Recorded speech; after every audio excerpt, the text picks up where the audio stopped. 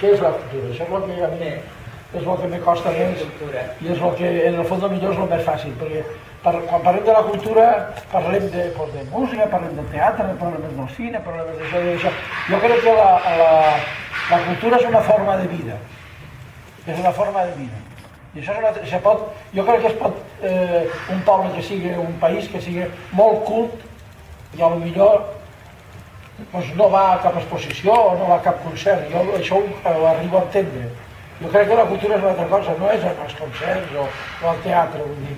És una manera d'estar i una manera de ser, que és el que ens ajuda que puguem conviure, una cosa que ha dit l'Anna, ho diu, se nota molt un país que li dona importància a la cultura, a la que sigui, i ho valora. I quan arriben moments difícils tenen reserva, no? Tenen reserva per poder afrontar el que vingui, no?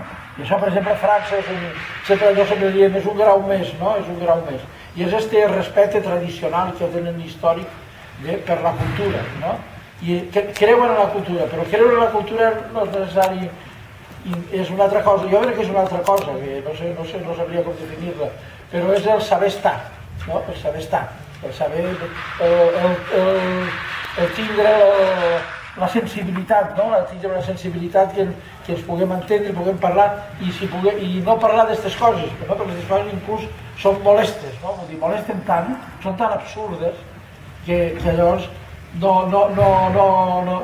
dir-se no aporten res de positiu, perquè és una queixa constant, una queixa constant, injustícies evidentment que són reals i que una detrás d'una altra, que és això, que és allò, i això desgasta molt a la gent que lluita contra això. Jo llavors tindria que trobar una forma com més atractiva i més lligada amb viure, no? La forma de vida, no? Després ja si t'agrada Bach o no t'agrada, doncs també està bé que hi hagi algú que no li agrada, no? Vull dir, no és aquest el problema.